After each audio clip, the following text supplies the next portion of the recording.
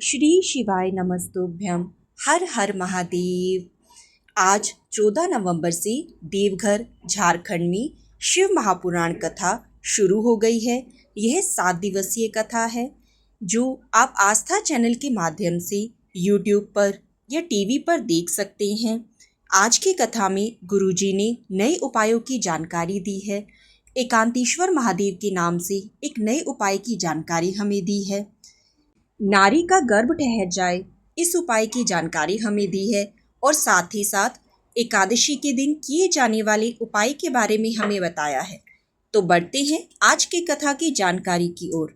पहली जानकारी के अनुसार गुरुजी कहते हैं, जितने भी ज्योतिर्लिंग हैं उसमें सबसे पहले जल शिवलिंग पर चढ़ाया जाता है, लेकिन देवघर में जो वैद्यनाथ ज्योतिर्लिंग है वहाँ पर जल सबसे पहले माता पार्वती के हस्त कमल पर चढ़ाया जाता है और उसके बाद वैद्यनाथ बाबा पर जल चढ़ाया जाता है। अब बढ़ते हैं कथा की दूसरी जानकारी की ओर। शिव महापुराण की कथा कभी ये नहीं कहती कि भगवान की भक्ति के लिए नदी किनारे बैठ जाओ, घाट पर जाकर बैठ जाओ, तीर्थ पर जाकर बैठ जाओ, जंगल में चले जाओ। अगर आप घर पर बैठे बैठे भगवान का स्मरण करते हैं, सत्कर्म करते हुए नाम जप करते हैं, तो भगवान की कृपा आपको निश्चित ही प्राप्त होती है। अब बढ़ते हैं कथा की तीसरी जानकारी की ओर। शिव महापुराण की कथा कहती है, जब आप अपने घर से एक लोटा जल भरकर जाते हैं तो आपके 3 प्रकार के दोष समाप्त हो जाते हैं: वास्तु दोष, काल सर्प दोष और पितृ दोष। अब बढ़ते हैं कथा की चौथी जानकारी की ओर। हम भगवान का चरणामृत क्यों लेते हैं? गुरुजी कहते हैं, क्योंकि भगवान के पूजन में, मंत्र जाप में जो तरंगे उत्पन्न होती हैं वह उस जल में मिल जाती हैं और पंडित जी जब वह जल हमें आचमन के लिए देते हैं तो हमारी अकाल मृत्यु नहीं होती। 5वीं जानकारी के अनुसार गुरुजी कहते हैं, जम्मू से लगभग 130 किलोमीटर दूर सुध महादेव हैं। जिस स्थान पर सुध महादेव विराजमान है, इस स्थान पर माता पार्वती ने बाल्यावस्था में शिवजी की आराधना की थी। गुरुजी सब लोगों से निवेदन करते हैं कि जब भी आप जम्मू कश्मीर जाएं तो सुध महादेव के दर्शन जरूर करें। छठी जानकारी में गुरुजी कहते हैं, जिस स्थान पर बैठकर हम भगवान का पूजन करते हैं, कथा का श्रवण करते हैं, उठने के बाद उस भूमि को हमें नमन जरूर करना चाहिए। इससे हमें शुभ फल की प्राप्ति होती है। 7वीं जानकारी में गुरुजी ने एक उपाय बताया है। यदि किसी महिला के बच्चेदानी में गांठ हो गई है, छाती में गांठ है, गर्भाशय में गांठ है या कोई भी गांठ से रिलेटेड समस्या है तो आपको डॉक्टर को दिखाना है। साथ में यह सरल उपाय जो है वो भी आपको करना है। इस उपाय को आप किसी भी दिन कर सकते हैं। कल 15 नवंबर है, कल भी आप इस उपाय को कर सकते हैं। आपको ऐसा करना है कि एकांत में जो शिवलिंग है वहाँ आपको जाना है। आपको अपने घर से 2 लोटे में जल लेना है, एक के ऊपर एक कलश आपको रख लेना है। आपको 5 बेलपत्र लेनी है, 5 दुर्वा लेनी है, 5 कनेर के पुष्प लेने हैं, 5 चावल के दाने लेने हैं। 2 लोटे जल जो आप घर से भरकर लेके गए हो, आपको ऐसा करना है, एक कलश के ऊपर दूसरा कलश रखकर, उस कलश के ऊपर अपना हाथ रखकर भगवान से प्रार्थना करें कि गांठ हो गई है, आपको ही संभालना है, इसको समाप्त कर दो।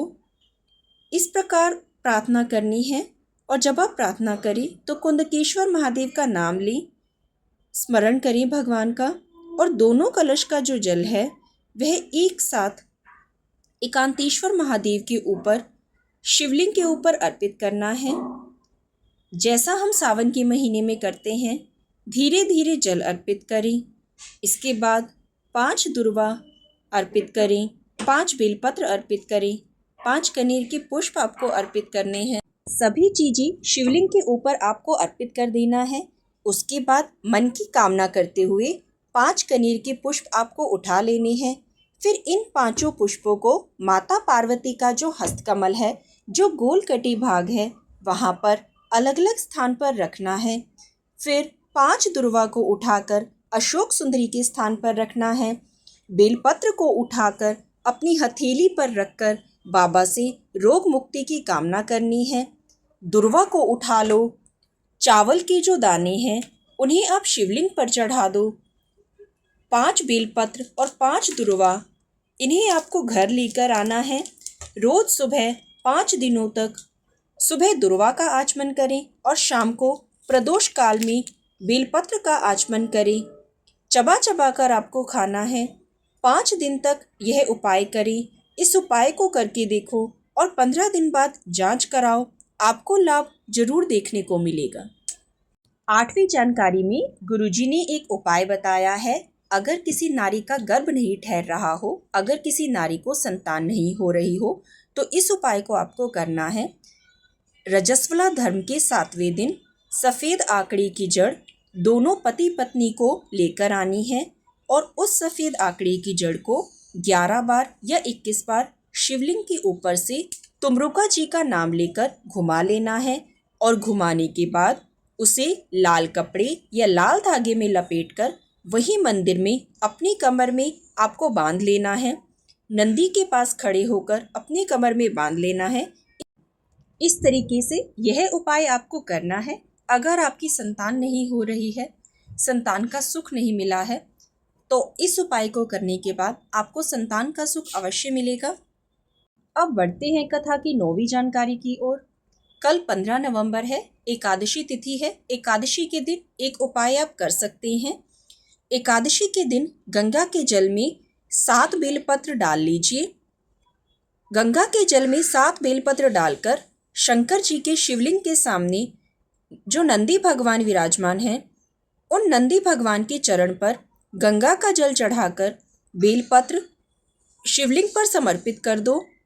अगर आप ऐसा करते हैं तो आपके घर में रुपया रुकना चालू हो जाता है, फिर वह गलत जगह नहीं जाता। लक्ष्मी की वृद्धि होती है, धन संपदा बढ़ती है। एकादशी के दिन लक्ष्मी वृद्धि का यह उपाय आप सब अवश्य करें। अगर वीडियो अच्छी लगी हो तो वीडियो को लाइक करें, चैनल को सब्सक्राइब करें। श्री शिवाय नमस्तुभ्यम। हर हर महादेव।